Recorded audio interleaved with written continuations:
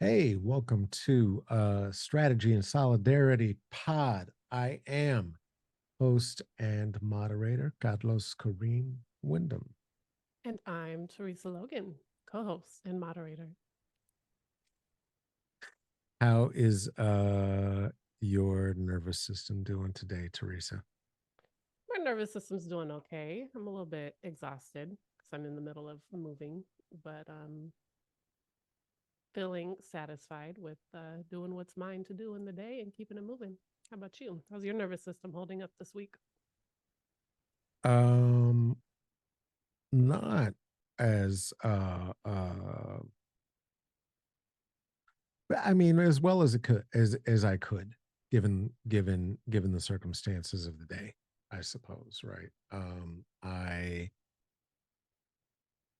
have been doing quite a lot of resetting through the day and breathing and some of the exercises that I had offered on Monday moments, and really trying to like dig into the things. And um the levels and speed and efficiency with which the robber barons who have taken hold of the government are executing their plans. And while it is all, the house of cards is looking like it is all very quickly going to be folding upon itself um, at some point in the not distant future. Um, the the ways in which they are trying to get people to rebel violently such that the Insurrection Act can be brought forth is it's wild. It's just insane to me. The idea of the I was saying this morning, the idea of the Protect the Kids party bombing and starving the kids in order to uh, prevent the files that demonstrate that he's been fucking the kids is it's not like we don't know, so I'm not quite sure what they're doing, but um it's making me tense. You would have to unmute yourself to join the conversation, but whatever. I go ahead. Sorry. Because it's like when 2-year-olds think that when their eyes are closed and they can't see you, you can't see them. So they just close their eyes really hard and pretend like you can't see them. Mm-hmm.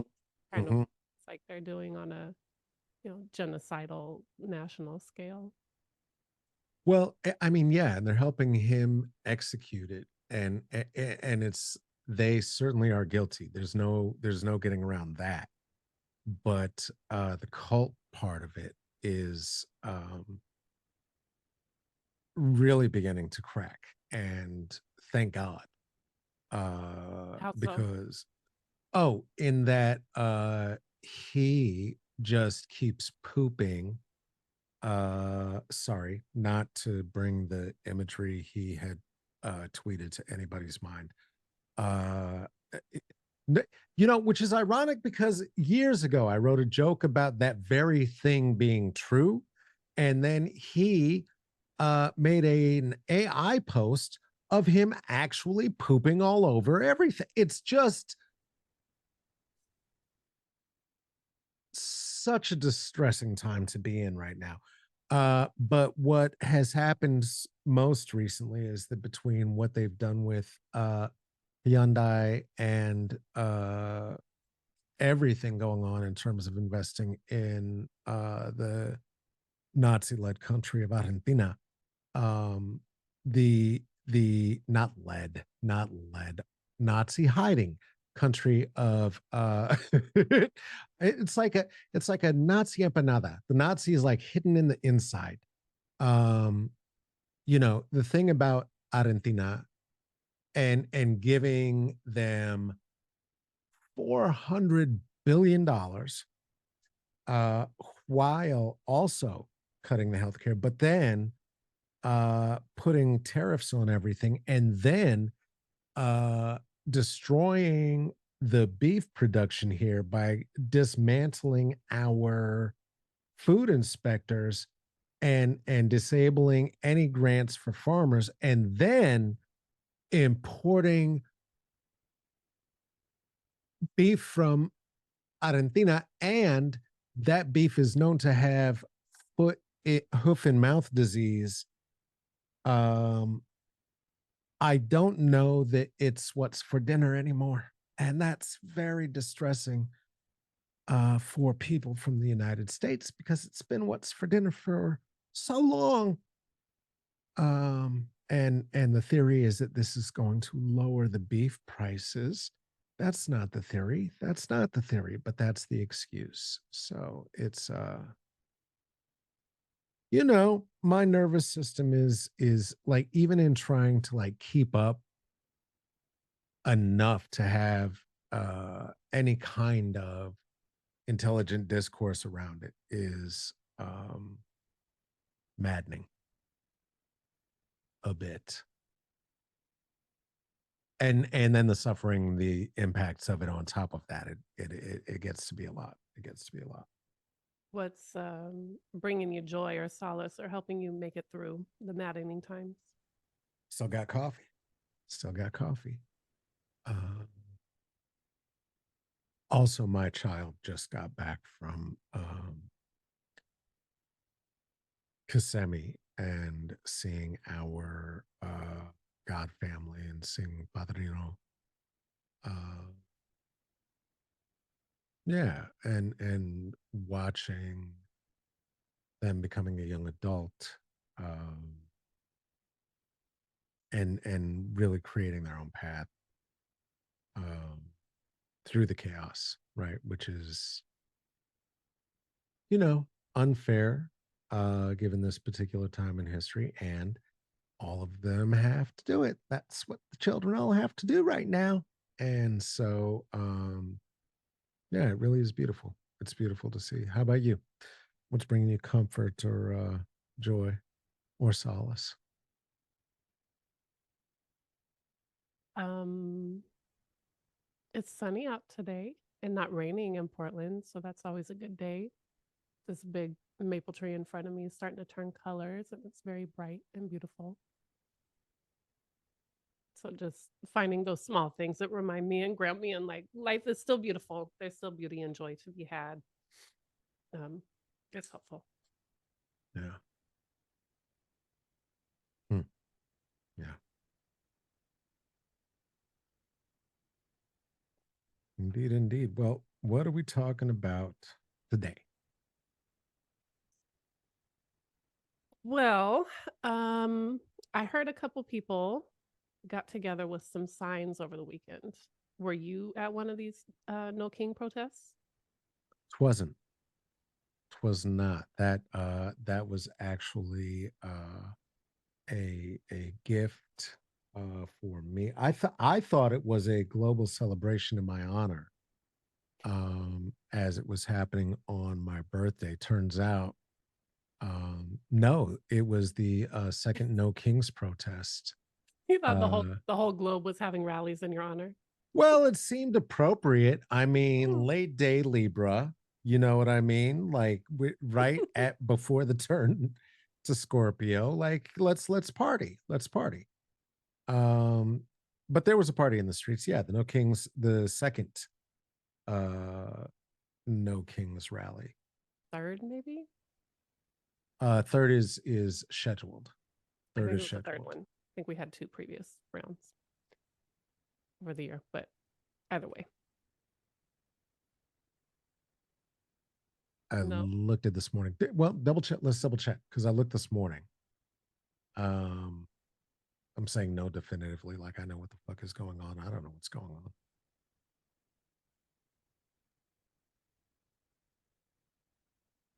I remember there was one early in the year. that we were all very skeptical of because nobody knew who the people were putting it on. And then there was another one like over the summer.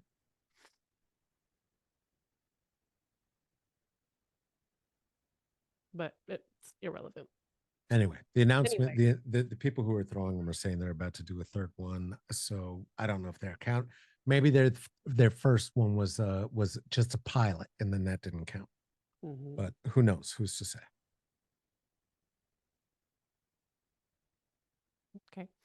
Well, you and I have had some conversation about, what is the goal and the strategy of those kinds of protests? We have we have what have been some of your thoughts? Well, my question is always, what are you trying to do and why? Because so often we're moving from reactivity or like what we think is right or what feels righteous, but not necessarily strategic or pragmatic. So the thing for the No Kings protest for me is I don't understand what the goal is. It Mm. feels like it is I hate Trump carnival on some level, especially with the blow up costumes Carnival. and all the things happening. It feels like an I hate Trump carnival, as in most places that I'm aware of, those particular rallies aren't putting many people in harm's way the way that some of the more intense protests at ICE facilities or in the Black Lives Matter movements after George Floyd's death, when there was like intense police repression. So it has more of like a carnival atmosphere, um, which is fine. I'm not saying don't go, and I'm not trying to do the proverbial shitting all over all the people who got out to say like we're not okay with what's happening. But there has to be something beyond. Let me talk to your manager. Like this kind of feels like it's just the let me talk to your manager on a national scale Yeah. without any actual demands or requests. And I think the implicit demand behind the No Kings is we want him held accountable to the rule of law according to the Constitution of the United States. Yeah. The issue I have with that is the interpretation of those things is not good enough in the first place. To return to the status quo is still to return to incredible disparities, incredible state sanctioned harm and violence being perpetrated by the United States as a status quo. So it's not, to me, a strong enough rallying cry. Let's go back to the shitty status quo because at least that's better than this like horrific Good. departure from the shitty status quo. And so for me, I think that in this day and age, we don't necessarily know, many of us don't know what else to do. And white people in particular, it's like, let's go out and say we're angry and unhappy, and then they'll change things. But it's like, he doesn't care. He put out a video of pooping on the protests or whatever. I didn't watch it. He doesn't care. So if he doesn't care, you're going out and like there's a function in knowing that there's solidarity and how many other people are willing to go out and say, we're not okay with this. It gives fuel and support to say that, like, no, this is not the majority. The majority are willing to stand up against this, but it doesn't really move us towards a next step or action or what we're actually trying to build on the other side. Besides, put back the things you tore down. You're not going to rebuild the east wing of the White House. You don't stop them now, maybe, but it's gone. Right? It's gone. You're not going to put back USAID as it was. It's gone. And so just trying to say stop and go back to what it was, we can't go back. So how do we move forward and where are we trying to go? And so for me, that's the place where like, what are you trying to do and why? And for me, it seems like we want the world to know and we want the Trump administration to know that we are unhappy with the choices they're making. But it doesn't lead to demands. It doesn't lead to strategies for action. It doesn't lead to identifying where there's leverage to push for those demands. And like we do around boundaries, like you're unhappy, but it's not a boundary unless you hold it. So what are you going to do if he doesn't stop? He doesn't seem to have any intention of stopping. So what's the next step? And there's people here and there calling for a general strike, which strategically makes sense, but it doesn't seem to have any meaningful public support. The number of people willing to go to a No Kings protest twice a year, maybe 3 times a year, are not jumping up and down with signs saying they're ready to go on general strike next week if he doesn't reopen the government and salvage Obamacare. Yeah. Well, I'm just looking now, as as you do in a podcast because it matters to do these things. Uh, Brandon Johnson calls for unity in a general strike, and he is the mayor of Chicago. And along with that, the calls are growing and have been growing. Anybody who has had any kind of parasocial relationship with me over the past decade knows that that's been the move I've been calling for. I mean, and we weren't ready. In my imagination, I always want to be prepared to move to what I know historically to have been the most effective tool to prevent the most harm in any given moment, right? And that time has passed. We are at the 11th hour and 11th minute, and it is very not cute, right? As uh, SNAP benefits are about to be snatched, as people's health care could up to triple in cost depending on where you live, as we don't know what it means for Medicaid or Medicare. Um, I have no clue, right? And we collectively, regardless of whether or not you happen to have the means and the wealth to survive through this moment, this is going to affect everybody. This is going to impact everybody. All of these people, all of these what is I can't remember what you call the Republicans who like to smoke pot, libera liberaces. What are they called? I don't know. The libertarians. There you Libertarians. go, I libertarian. almost called them librarians, but that would mean that they could read. Um, you know, They the all read Ayn Rand. I don't know if they've read anything else, not all but of we know them, they could at not least all read of that. them. We know the first generation could. Since then they've all been looking at YouTubes about it. Oh, The or going to rallies. Um, the all of these circumstances piling up, and of course it's not that they're just piling up, right? They're ratcheting their tactic to try to break those, conquer to divide, right? To break off people as far away from a true proletariat model of liberation, um, which is not where most people are, right? Which is not where most people are. Like the idea that folks are still thinking that they're going to be able to depend on the old version of a Democratic Party, and that it is not the Jasmine Crockett's of the world who can uh, help at the next constitutional convention, because there's gonna be one. Um, that's what I've been calling for.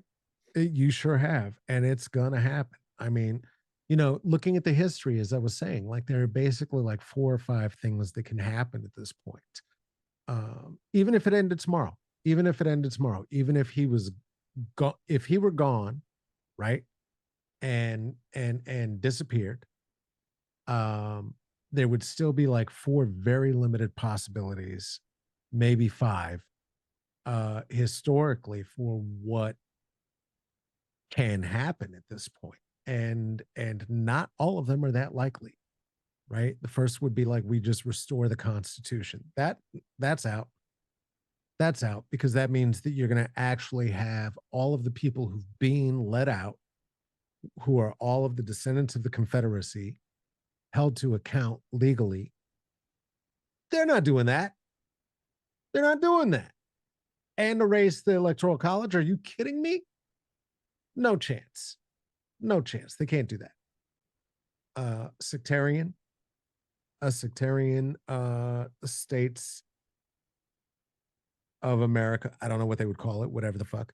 But basically, the situation where, like, the all of the coasts continue to be the coasts and continue to be functioning and continue to do what we need to. And there is a demilitarized zone and a war zone after the Civil War in the middle of the country. Maybe not even the middle, maybe in Montana. Who knows, right? Um, Third, we could simply have a recalling of the Constitutional Convention and reestablish as a new nation, and it will take forever, and it will be quite a struggle. And Italy's going through it, and Greece is going through it, and a lot of places have gone through it, and we are far too large. And so we'll see. We'll see. And last is I think it was called Beyond Thunderdome. I have no idea if that's last. But I mean, those are at least some of the possibilities that are before us right now. And just knowing that, I think to your point, um, there is something to be said from letting it be known for those who are in the remnants of power. Hey, folks are displeased, and displeased to the degree that they will take the streets after being directly threatened by the leader of this country to be run down with the military. And they're still going to do it. So deal with that. You can call it Hate America rally, you can call it whatever you want. People are doing what they're doing. um that does mean a thing, and it did happen around the globe, right? It was not just in the United States. It was every country that has been forced to deal with the United States in colonial projects, one way or the next, for or against, right? Um, so that is huge. That is huge. And there is a response to that, and it is freaking them the fuck out, which I think is worth a thing. Getting permits rather means, as you said, we are doing a parade. We are not really having a protest,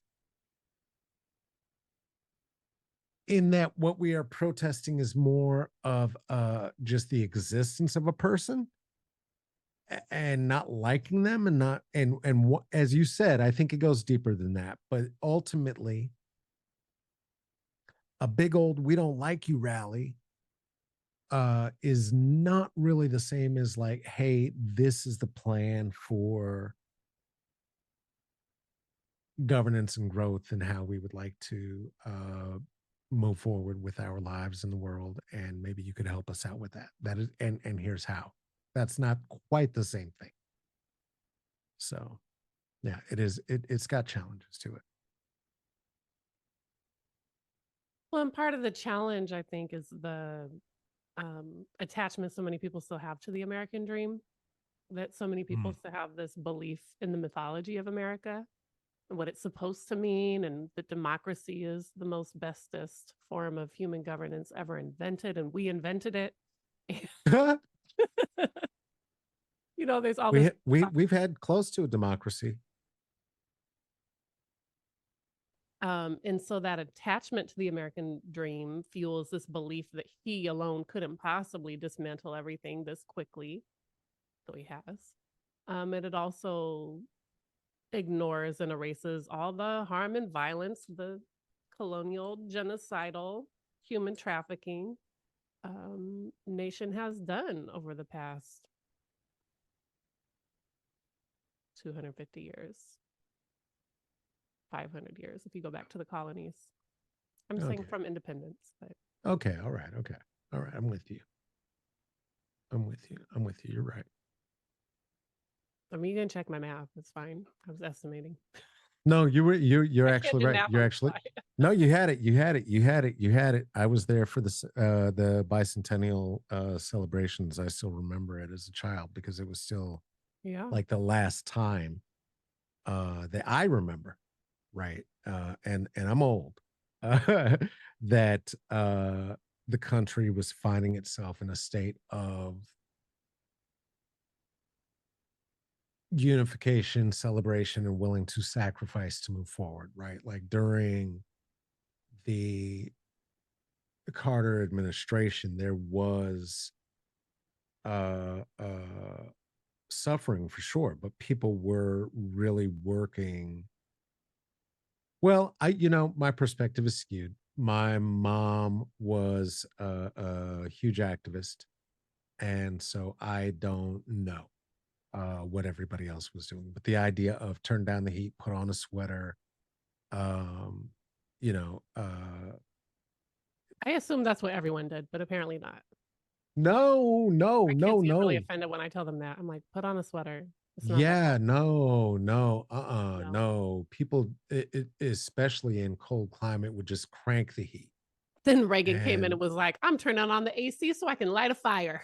I'm going to Reagan burn said, both "Let me," resources at the same and in time. fact, I'm gonna light a fire with these great panels that you put on top of the White House, and I'm gonna rip those off. And yeah, Yeah, he I it put solar panels on the White House Jimmy Carter sure did. in the Yeah, 70s. absolutely, Wow. absolutely, absolutely. And They were then there. Reagan ripped him off and was like, I'm just going to use all the different kinds of fuels, non renewable resources as possible. Oh yeah, we had, but there were an availability of electric cars as early as, God, I want to say it was the early to mid 1990s. There were electric cars already, and they were destroyed by the car companies because they did not want to convert. And so For all the cable cars and the trolleys and all the public transportation that existed in the past that we don't have barely recovered it now. this is, hey, we're a pick 'em up, huh? We are. We are. We're a pick 'em up. Well, listen, why don't we do this? You want to take a little break, and then we'll come back and continue picking them up. Sure. All righty. You need water or anything? I'm going to refill my teacup. Do you want me to pause the recording? Okay. No, no, no. It's fine. It's fine.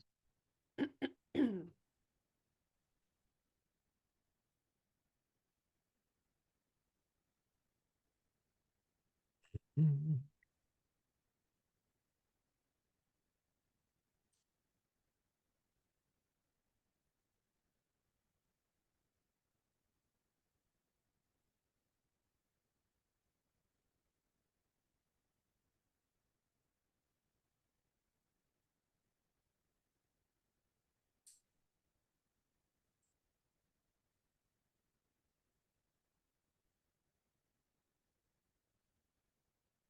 Also feel like maybe we could have just wrapped that up in 5 minutes and been done. I don't know how much more we still have to talk about, but Oh, I got a question for you. I don't know why I we got need breaks, but that's fine.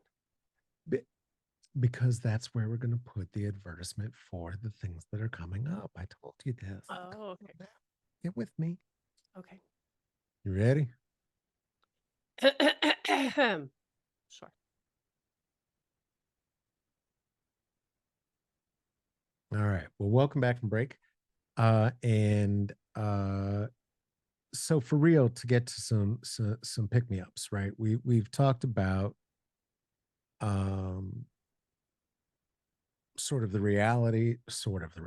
realities that we're facing.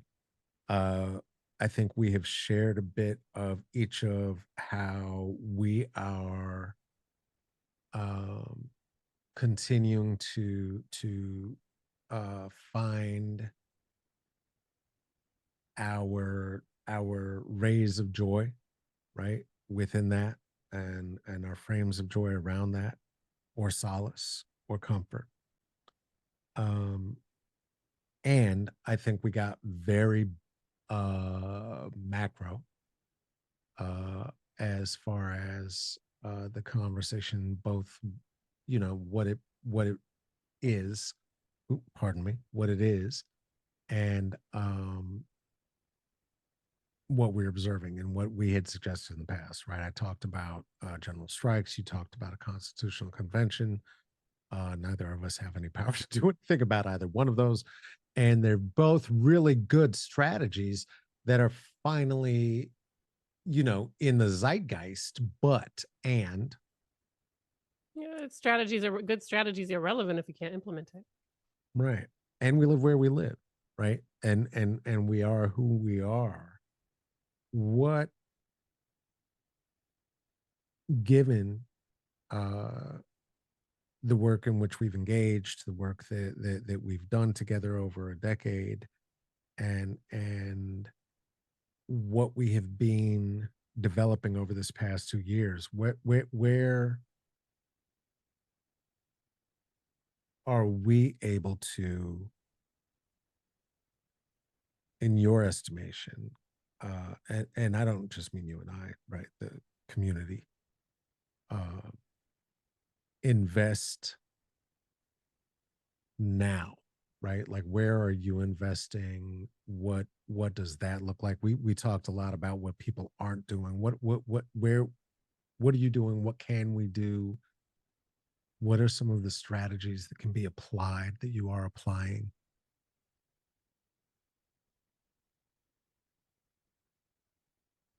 I mean, and I've seen this in myself as well. We have a in the culture of social media and think pieces and sound bites and tweets or whatever's replaced them of like making a real smart point real quick, being I like the think they're called ooh, and I toots want now, toots or poots. right. Well, we spend so much time and energy worrying about what other people are doing right or wrong, and usually what other people are doing wrong. And it's like, well, how about I just worry about me for a minute? Excuse me, I'm getting over bronchitis.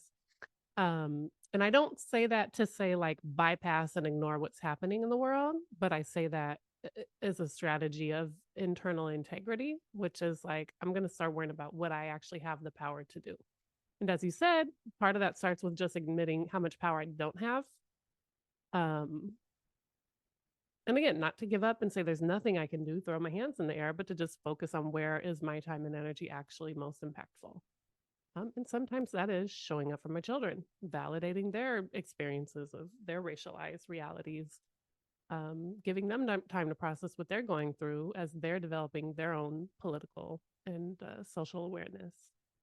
Sometimes that means taking a walk around the block and looking at the pretty colors and the trees so that my nervous system can be grounded enough to engage and not just collapse in the overwhelm of all the horrible things that are happening around the world, but that are not actually happening to me in this moment. So that when the time comes and there's, I don't know, ice on the block or something else, and I actually need to step up and take action, that I'll have the capacity to do that. I haven't been in that situation as of yet. Um, so I don't know. There's a part of me that feels mildly guilty, like I'm not doing enough because I'm not out in the streets every day. But then when I sit down and analyze what would that accomplish and who would it benefit, who would it burden, for me at this time, that just doesn't feel like the use of my resources is going to be most impactful. How about for you? I mean, it's several things, right? Like, I know, well, I don't know. I am learning to accept and to embrace um who and where my community, online, parasocial, real life, um evening, wherever, right, globally, increasingly, like, who my community is, and to also embrace within that um the role that I can most effectively play, right? And the deal is, that I'm coming to accept. And it can be challenging because it goes against, as you said, this whole idea of the American dream, that the role that is most meaningful is that which comes with ease. And that is not what we have been taught. You're supposed to construct your, discover what the thing you do, and then you construct yourself as the best and hardest one, and you defeat all the other ones, and go up the ranking of best gatherer of clients or whatever that whatever it is that you do, right? Be the best of whatever the and or to discover your passion. Discover your passion. Just go discover one. Um, that is not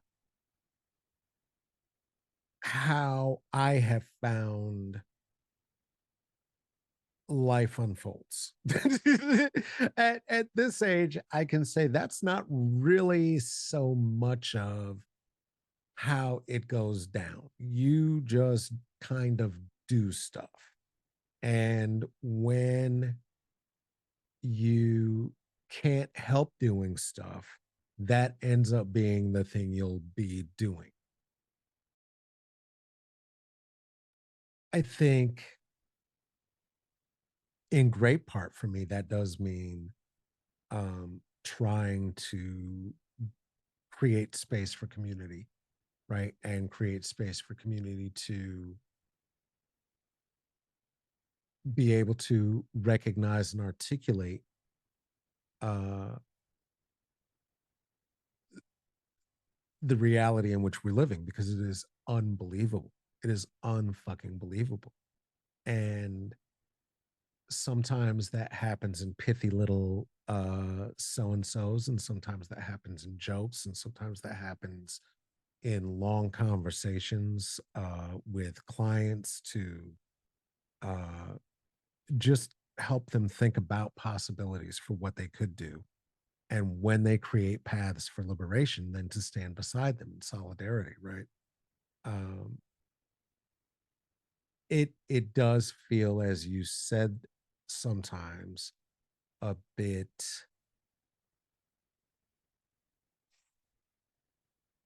underwhelming, right? Like I'm supposed to be in the streets and getting gassed and fighting and throwing an ice agent on the ground and stomping his head.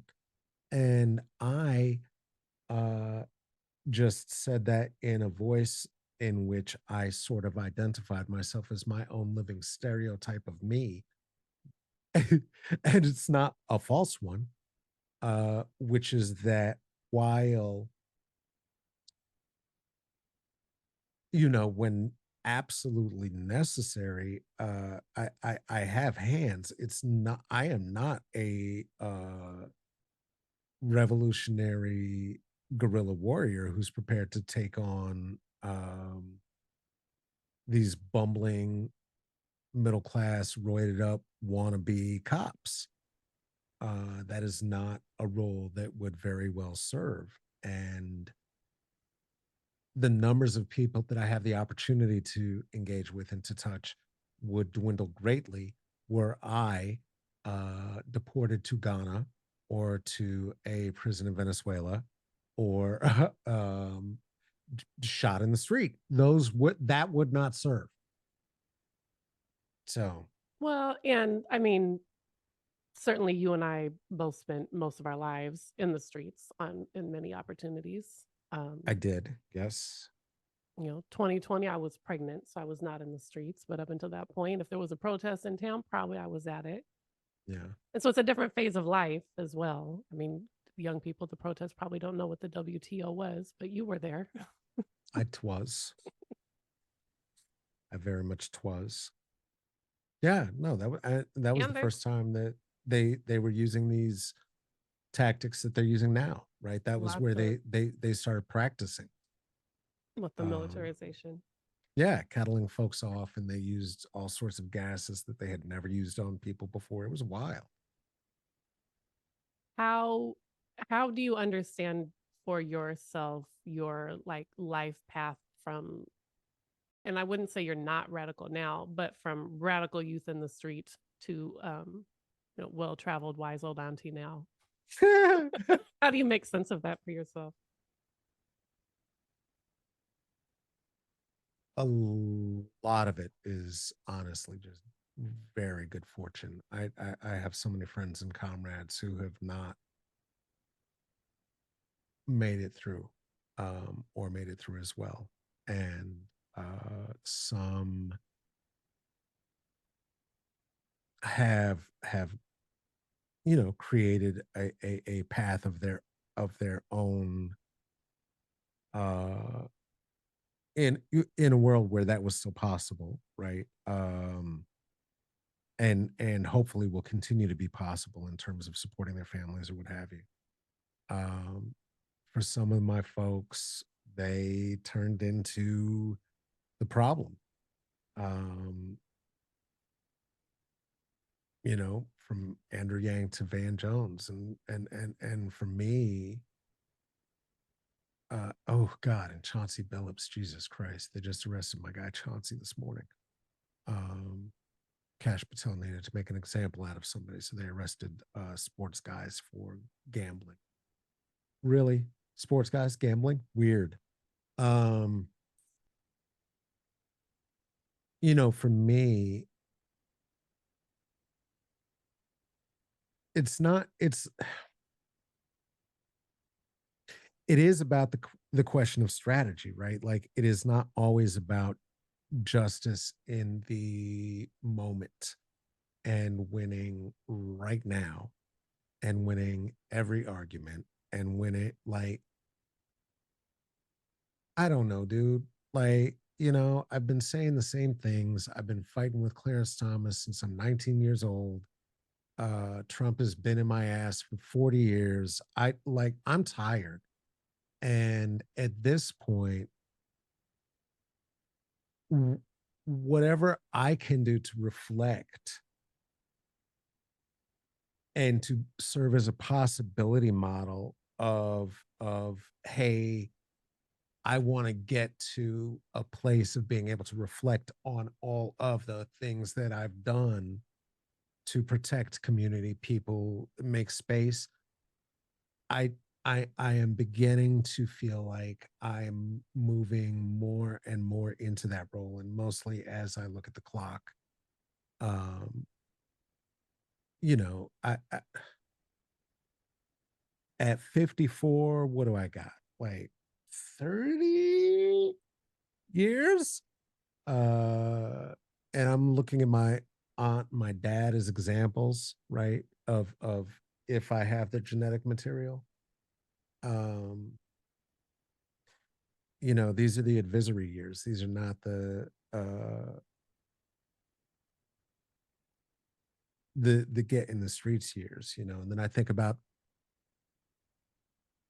my spiritual path and being an Ochalero and being made to specifically to Osakreña, who's the oldest of all of the Obatalasis, and whatever, we leave So notes even or you among the can. Obatalas, you're the oldest. Yeah, I know, right? And so like, you know, and Came out of the in womb about 50 years old.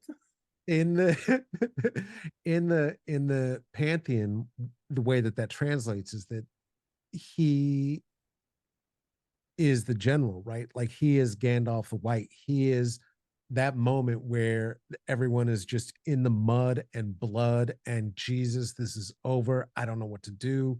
We're fucked. I don't know why we got left this way. That's when he comes up over the mountain on his horse. Like, all right, I'm in. Let's go. Because it's no longer, all right, go get the ring, go burn go do the, you know what I mean? Now, if we wanted to cut to the chase, Gandalf, you probably should have just sent the eagle to go get Bilbo and get the fucking ring and deal with it, and Frodo and deal with the ring and just be done with the whole thing. But it wouldn't be a great adventure. And that moment of ascension of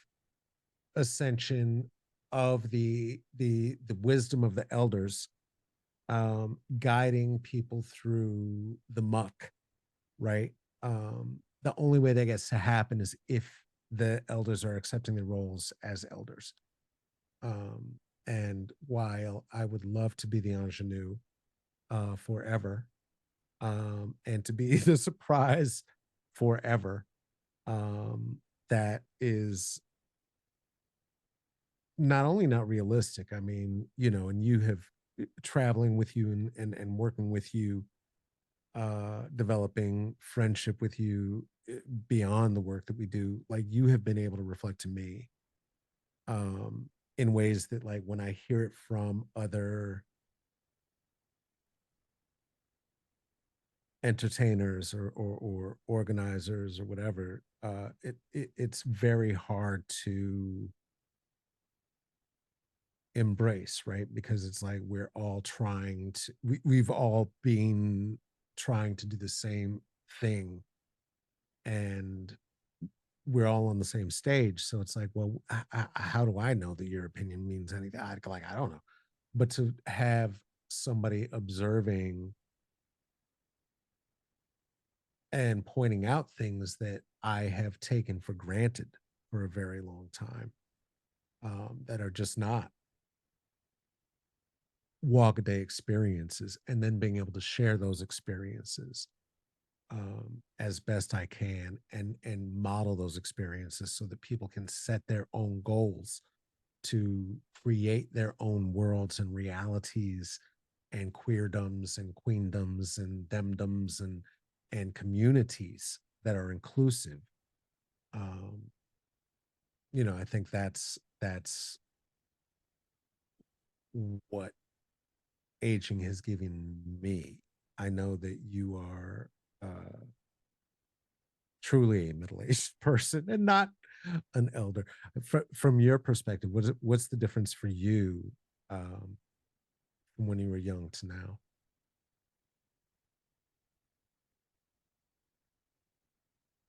I mean, we come into the world with so much magical thinking, right? Like I was talking about the 2-year-olds who think if they can't see you, you can't see them. So if they just shut Mhm, their eyes real hard, they'll be mhm. invisible. you know? And I think that carries into those young adult years of the late teens, early 20s when you feel like I can fix this, like I'm gonna go change the world. We laugh about it now, but we're so sincere. We believed it so deeply. We didn't know each other back then, but what I know of you in your young years and me of mine is like it really felt possible. It felt like we could do anything. And part of that is the American mythology. Everybody in every other country don't necessarily feel that way. There's definitely some American exceptionalism and that mythology built into that spirit, but it also is just part of that age of being, coming into adulthood and being like, I'm ready to go out and like make my mark and do what's mine to do in this life. Yeah, and even that is true in communities where the opportunity to think that you're going to change the world, right? Like folks everywhere at that age think they're going to make their mark and whatever Hmm. choice point possibilities exist. Yeah. Yeah, I think there's something innate about it, but there's also this force fed diet of like action movies and American exceptionalism, and every save the world movie happens in the United States, but subconsciously on the psyche of a young person, I think inflates that natural kind of like I'm ready to go and be an adult in the world thing to where it feels like I'm going to be the one. I'm going to be the one. So I just cleared an ancestral pattern around this the other day. But anyway, um, I'm the only one who could right this wrong was the pattern that I was working on. Why are you laughing? I may recognize that a little bit in myself as well. I Oh, don't know. okay. Well, these are collective patterns, right? They're in a lot of our lines, but Yeah, I think that's that. They call that the in where the rectal test is not met. That's the singular man hero bullshit of like yeah. no, the ordinary man. That's what it is. The ordinary man. It's that diehard hero. It's Mr. Nobody. It's what's his name? Keanu Reeves and his blades. Mhm. Once you give Ted those blades, like, yeah, And but we it's all all know who the Keanu Reeves is. He's a dum dum. He but it's doesn't have also blades. and all the melodrama the hero villain victim stories that we talk about, that where there's, one righteous hero who's more righteous than the system, who's more righteous than the official keepers of the law, that No. maverick energy. It's like none of this is I figured new. out It's the like secret. it's more exaggerated now, but when what's his name was talking about being a maverick, John McCain, McCain. right? Remember how bad it was when George W. Bush was in office? It was also really terrible.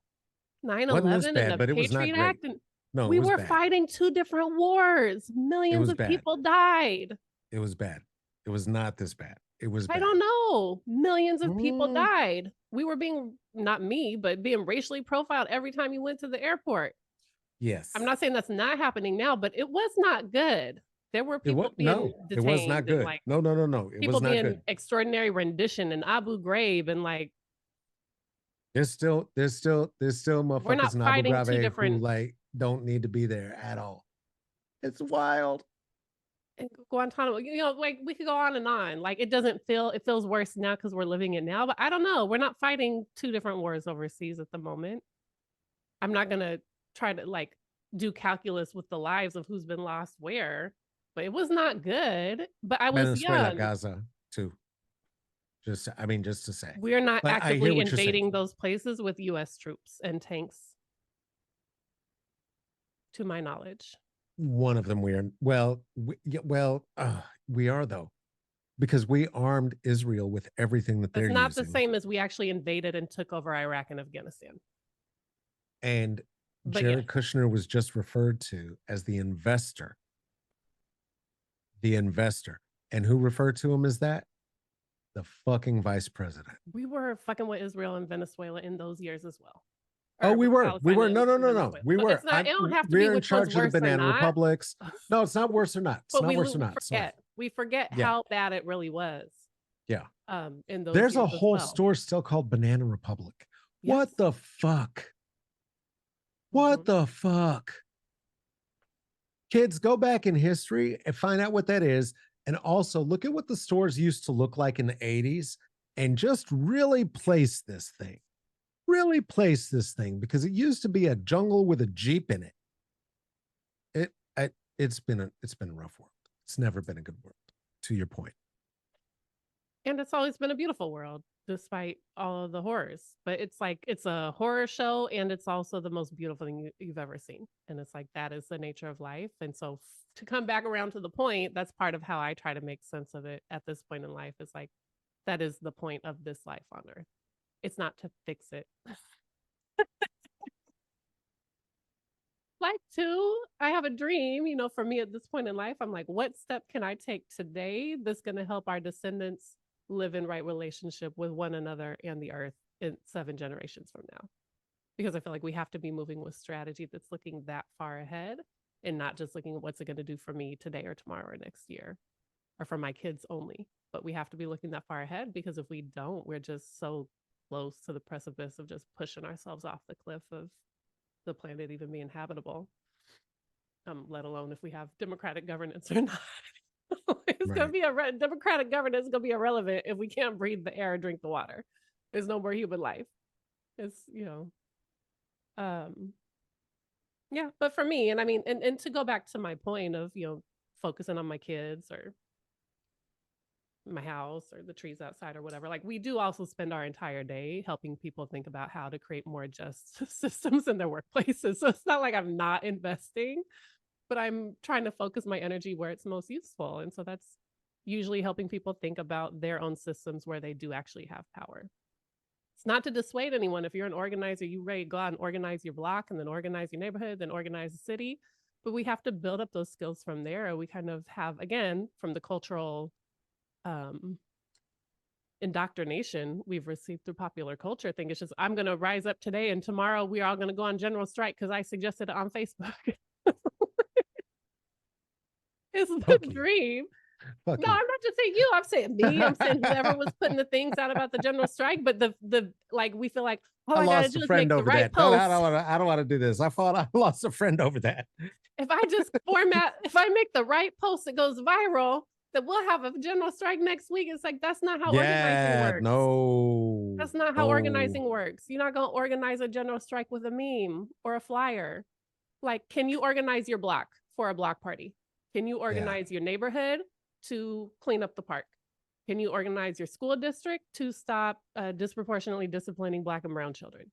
Can you organize, can you need to build up those skills. You don't start with national level organizing, you start with your block. And so yeah. for us, where we've found that our energies are most useful and able to help us keep our bills paid is in workplaces. So spending our time there, helping people think about how do we work more justly with one another, so that we build up that skill set. Because we can have all the dreams in the world, but when your partner over there also got a whole bunch of dreams that are somewhat counter to yours, how do you work through that? Right? How do you get out of the ego place and into the collective creation place where you and I can, have divergent ideas and be annoyed with each other, but we come back tomorrow and we figure it out and we take the next step. And I think that's really what we have to be focusing on right now. Because by and large, we're much too comfortable and don't have nearly enough skills for what would actually be required to mount a strategic resistance or a secession or a constitutional convention right now. Maybe I'm wrong. I hope I'm wrong, but it doesn't feel like it. It's a Mm, lot of entitlement and comfort. Like, I want what I there, want because I deserve it, there and not a is, lot there of is. strategy about how to get somewhere that's going to benefit us all down the line, even though it requires work and sacrifice first. Yeah, that's true. And at the same time, right? Like constituencies that are in very dire means. Um, and again, I don't think it's good enough for it to be a sectarian move, like half of the country deciding one thing or the next. But increasingly, numbers of folks are understanding why, if not supporting why. Um, the Democrats just cannot bend now. It's second longest shutdown in United States history, and um, Absolutely not. yeah, the days of Chuck Schumer and Jeffries are and This Cory center of Booker the road just like nonsense not going to get us anywhere because they get the push the center fuck so out far of here. right. You got to be bold and you got to stand for something if you're trying to move a movement. Yeah, I mean, in terms of movement building, for me, I just cannot trust somebody in a Windsor not in a business suit. Like that is not the dude who I'm going to build a movement with. That even Okay, but what are we no, saying though? Are you saying anything useful? Can you demonstrate it? Is there anything behind your words? You got a track record to show me something? I don't care what you wear. Sure, you like a yeah, suit. Wear that a would be suit, great. but That would be what's great. behind But it? like that's not that, you know what I mean? Like Yeah. that came from the well, I don't want to get into I mean, it's a I'm good not going to joke, get into the whole but history of where it came from, but it came from a very of the Windsor specific knot. place. Well, the Windsor knot and the business suit and the whole articulation of that being a way, right? That was about the repression of emotion and moving into the age of reason, which is why everything was like a brown wool suit throughout the 50s for dudes. And the And now the continuance, symbol of revolution is a inflatable frog suit or a unicorn. which listen, you know, Portland doesn't do Go a for it. lot of things I'm not great. shaming it. Go for it. And I do not even want to diminish their nude bike rides because the first one was about bicycle safety.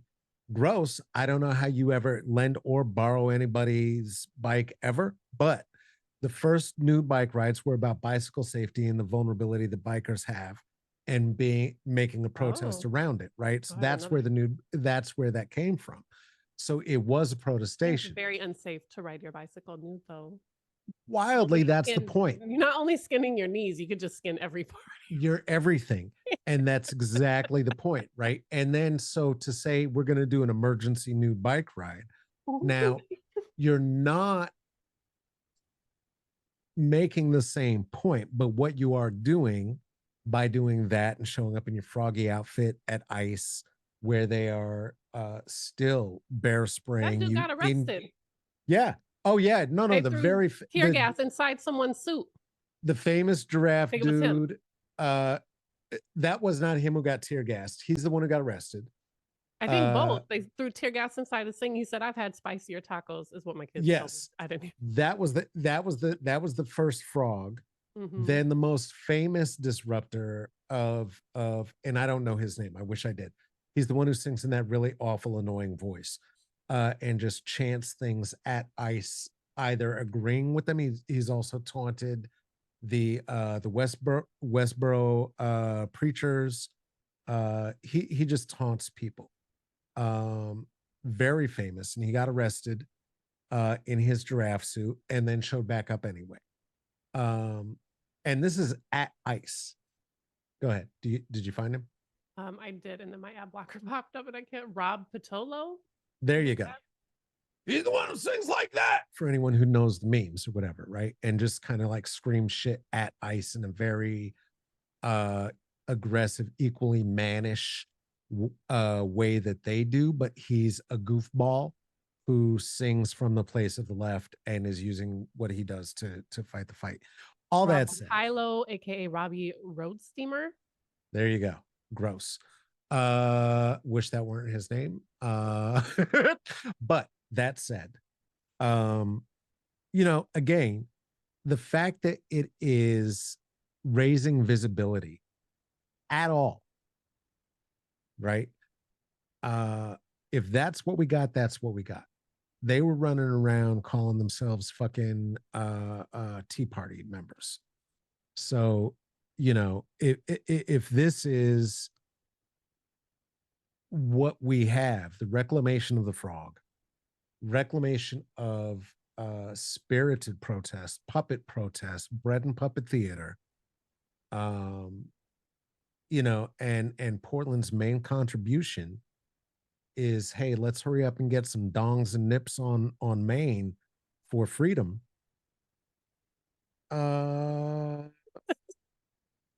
Everybody got their lane. There's many lanes. It works. I mean, it's not. And It's ridicule is one of the best. Ridicule is one of the best strategies against fascism. Make them look ridiculous. it Talk was about that it, our it war was that war woman zone showed and her everybody hoo here hoo having a last time. She showed her hoo hoo to the cops and made them all disappear last time. Like, look, if it works, it works. I don't care. This is not my culture. This is not where I'm from. This is not where I cut my teeth. That's the other reason I'm not in the streets. I did this in Denver. I did this in Oakland. We do it very differently there. Yeah. I am from the generation of flip a cop car. I am not from the generation of get naked on a bicycle, or the culture of. But And also, I don't want to diminish all the people who really are doing real no, things I'm dead I serious. know are happening. I don't know what's happening or who's doing it, of course. And certainly no one's talking about it out loud, but there are people making moves. And if you know who they are, you should support them. You should support them in the ways that you do, and one of the best ways to support them is if you know their names and where they are. Shut up. No, you don't. No, Don't you tell anyone. fucking don't. No, you fucking don't. That's not your Never heard business. of. But Hey, you could leave them a casserole, you like in could a leave them a drop casserole spot, or send them if a you know them. Dash gift card. Again, if you know them. Let them call you to pick them up from a payphone. We don't have payphones anymore? A burner phone? No, I don't know. the organizers who do mutual aid work can help connect your contributions to those folks. Also, Support the people who if are doing that work. If you know who they are, yes, discreetly. discreetly do it, very discreetly, not online. And if you are Don't post about it somebody, afterwards. never, please, and don't show dropping off the casserole someplace. Don't do that. If you are somebody who has means, I'm only going to put pressure there. Please remember that Snap is about to most likely about to disappear. that government assistance for young people is about to disappear, and for families in particular, single parents, which by and large means single mothers and their children. If you have the means to support a food shelter, a neighbor, make sure that you do that. We all get fed, right? And until next time, uh, we will see you here. You can find us at the Strategy and Solidarity app. You can find us at Strategy and Solidarity on YouTube. You can find us, of course, on the IG. Bup, bup, bup, bup, bup, bup, bup, bup, bup. Strategyandsolidarity.org. It's better to sign up online before you download the app because Apple, Oh, there you go. Fuck Apple. So yeah, Android just go to is a us. little bit better, but Apple will take very high. They will make it hard for you, and they'll make it costly for us. So All right, so come over there strategyandsolidarity.org. Come join and the conversation. enjoy this. This is a Strategy and Solidarity pot. This will be available in some time not distant from the No Kings protest, certainly before the next one. And we will talk to you again uh, Bye. next week. Bye bye.